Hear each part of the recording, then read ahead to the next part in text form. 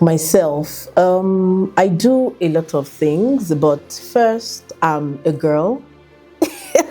Yes, I'm a girl. I'm an embodiment of creativity. My journey started in 2009 from makeup artistry, headgear styling. In fact, I delved into a lot of things before I got here. That is cosmetic formulation. I studied law. I have a background in law from the great University of Benin. Okay, so this business started from being a mother. When I had my kids, of course, the things that they don't tell us about motherhood, my skin went bad and my hair went bad. Like my hair fell off. And people, yes, people were laughing at me. My first child is a girl, and I gave birth to her with this head full of hair, and I didn't know what to do about her hair. It was such a struggle for me. Hairstylists would always shame me. In fact, they were always guilt tripping me. See her hair is thick, her hair is full, relax it. She's crying. And my daughter would cry, kata everywhere, as if she knew. When we're in the car, she's all right. Once I bring her down and she sees those people, she starts drama. And it got me thinking, okay, then I relaxed her hair. Yes, when she was 3, I relaxed my daughter's hair, but it didn't do much for her hair. In fact, her hair went bad. And honestly, for the first time, I thought I was a bad mother. You know that thing that comes with your first child. You're being careful, you don't have enough knowledge, and you're just like shaky and everything. Like my daughter's hair was falling into the sink, into the wash basin, and I'm like, definitely this is not the solution. So I went on YouTube. Okay, how can I care for a toddler's hair, natural hair? In fact, that was where this formulation came from, my hair butter. It was from YouTube. I started reading up and all of that. And I thought, okay, if I'm going to do this, let me do it properly. So I saw an advert for a formulation school in Lagos in 2019. And it was, the price was very good. So I signed up. And I'd started. I remember I told you that my skin was bad. Of course, I had my son. My son too had skin issues, and my mom brought something very small like this. It was just mixed, but the base was black soap and shea butter. And I noticed that in like a week, something I'd been battling for like 4 months. You know what Yorubas call Ela? My son had the advanced Ela Pro Max, and it was just very bad. People would always ask, oh, what's wrong with him? And it was very light skinned, it was white. So imagine taking your child out and people don't really know how to talk. It's skin! So I called my mommy, help! So, she brought in the product, and I was curious. Very small thing like this. And because I'm from Oyo State, I know about shea butter. I grew up with shea butter. And I grew up with black soap. And I noticed that this small thing my mother brought, in like 1 week, my son's skin was nice and everything. So I already had that at the back of my mind to say, okay, what is this thing that they mixed? And they use all these people we call Elewe, all these women that do these things on the roadside. There was nothing like percentages, nothing like dermal limits, nothing like, is this safe for your baby?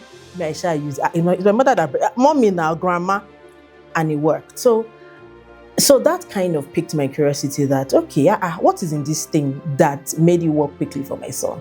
Then my daughter, on the other hand, had gone on YouTube and then had now registered. Like I told you, the price for that formulation school was very good at that time. So I just registered, and that was how it started. Then I started making small batches. I sent it out to people to try them on and review. Then when they now write back to me to say, oh, it was good, it was this, I'll just screenshot it and I'll put it on WhatsApp. That was how we started. What's this thing that you're selling? Who is this person? Which oil are they talking about?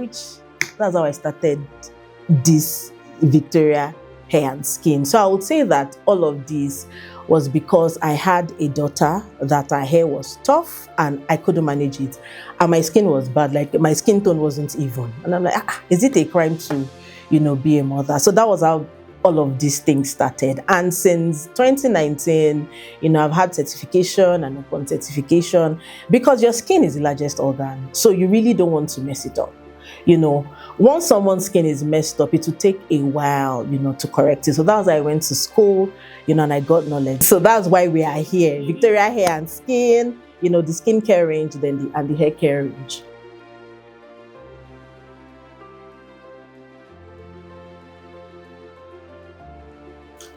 Government policies.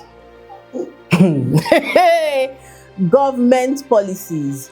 Now, because in fact, I still had this conversation with a client today when she asked me about one product that she really likes. And I told her, I said, look, actually, that product is discontinued. It's not just sold out on the website, it is discontinued. Oh, when can I have it?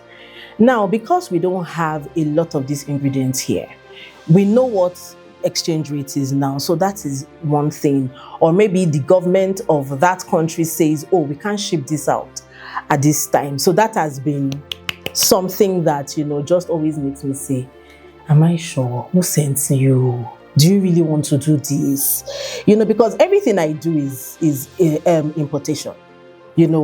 Packaging materials, raw materials, all of those things is importation. So I would say government policies, harsh economic policies, so that's it basically.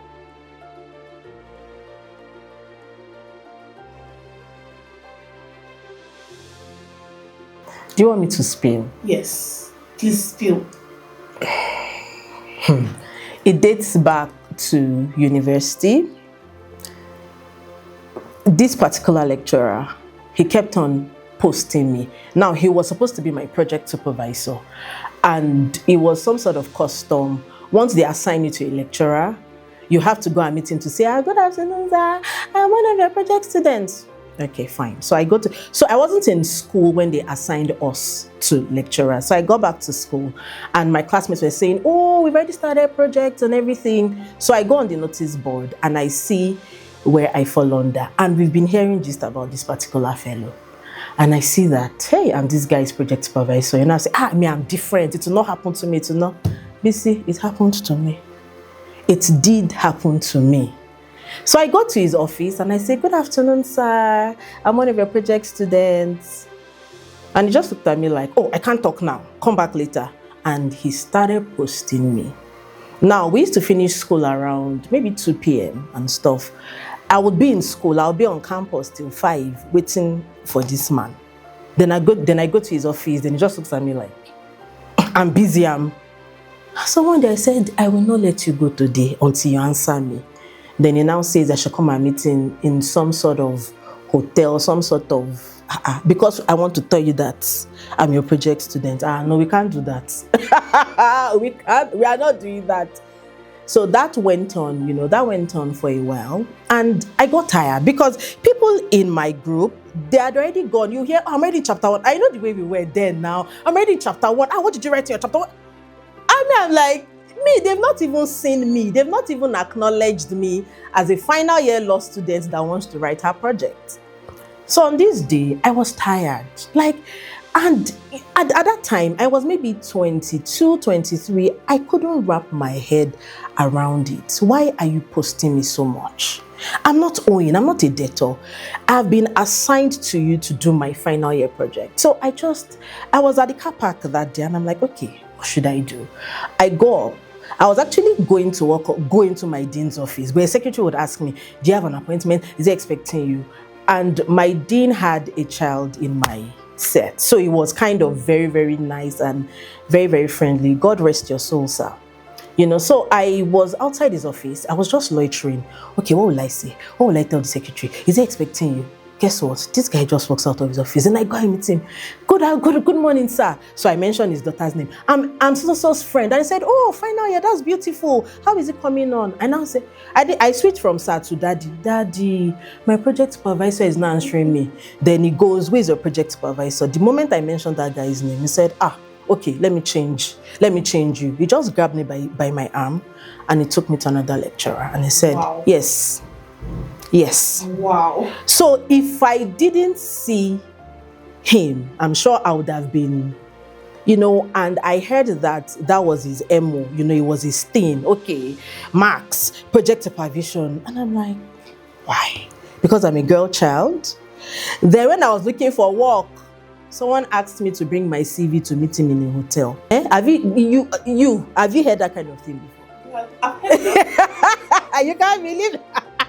Imagine my child coming to me now to say, Mommy, oh, so I got a job offer, but they say I should bring my CV to a hotel. Why are you going to a hotel? I will not follow you. You are not going. You are not going. You are not going and everything. So, but let me say, as a businesswoman, organizations have been fair to us because they now do a lot of things for women, financial institutions, even the same thing you guys are doing, for women. So as a businesswoman, I think life has been kind to me as a female. But when I was a younger girl, you see, it was rough. It was rough. But we are here today, thank God.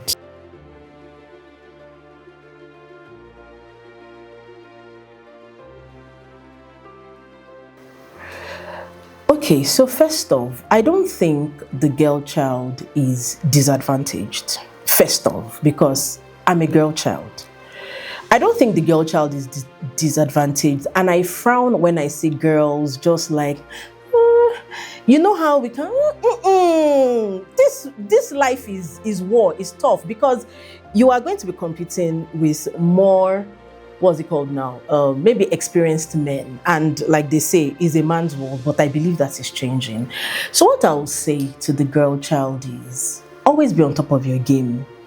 If you want to toe this path, let's say cosmetic formulation, for instance, know what you are doing, know your onions, such that when you are speaking or when you drop your CV somewhere, they'll say, okay, she knows what she's doing. Let's bring her on board. A lot of girls will just do, no, you can't, you have to speak. You have to put your best foot forward. You are not disadvantaged. Being a girl doesn't mean, and somehow we've just kind of passed this thing down, somehow that the girl is supposed to be, no, you're not supposed to be that. You are God's masterpiece and you should always show up as that. Get education, whatever it is, be certified, know what you are doing. Prioritize self-development, so that when you're speaking in a room, they know that, oh, okay, this girl knows what she's saying. It's not just, what they call pretty privilege, because you are fine. No, yes, she may be beautiful, but know what you are saying, know your onions, know your work, roll up your sleeves and, dig into it such that when you're even speaking, men would keep quiet and they will take their notes and they will jot what you are saying. So that's how to speed things up.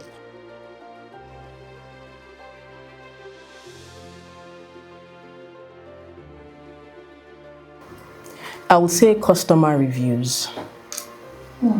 Because of the kind of, I'm not going to comment to say the phase. I'll say customer reviews because there are times that, like for instance, what I shared about, what I was discussing with a customer today, and she told me, look, okay, produce it, I'm going to buy. Because I've zeroed in on that product already. So I'll say customer reviews because really, in this my line of business, there are days that I ask myself, why didn't you just go to court? When you go to court, you come back, 30 days makes a paycheck. You don't have any business with dollar. If dollar likes, let's get here. You don't have any business with that, So for me, it is, customer reviews and customers that tell us the truth. That say, look, you're doing well. Thank you very much. And the fact that I'm able to give, value from this my little space to different countries, of the world. So I think that is just, the one thing that, really, really, really keeps me going. If not, well, maybe I'll come and look for work in your people's place.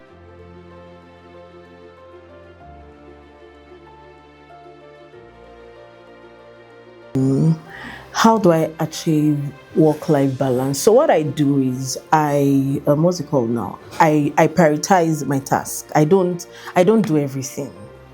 And we should stop labeling women as strong when they do everything, when they are slaving. I don't do everything. I delegate a lot, because I'm a mother now in this phase of my life, and my children are still in their formative years. They need me. So in fact, we are having this conversation because my kids are not back from school. Once it's 5 o'clock, I've switched to mommy mode. So what I do is I prioritize, okay, what am I doing this week? Okay, this, that, then I go on, I do all of that. Then the things that I don't have to do, there are people now. That's why people make money, so that you will pay for the things that are not bringing you money. You face the one that brings you money. Yeah. And weekend, I just always shut it down. Don't talk to me about if it's plenty money. Talk to me about business. But we'll carry it forward to Tuesday, Tuesday the following week. Yeah.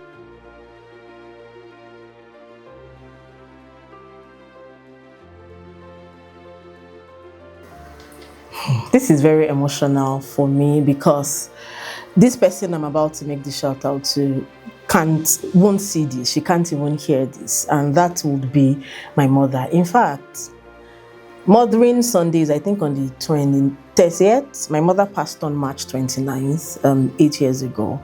So I'm making this shout out to my mother because she exemplified, of course, there were some things my mother did that I'm like, I'm not doing this one. Of course, I'm not doing this one, but there are things that she didn't even, in quotes, teach us verbally, but by her actions, by these things, we just all saw these things and, we picked it up from there. Like I said, my mother is the reason why I know about black soap and, shea butter. She was my first, she was that bridge. She was because she's from Oyo State. So she used to bring these things. And I told her about my son that had the skin issue. So it was from her that, okay, shea butter, black soap, okay, it works for skin conditions. So, mommy, this is your shout out. Your baby girl is a big girl now. I hope I make you proud.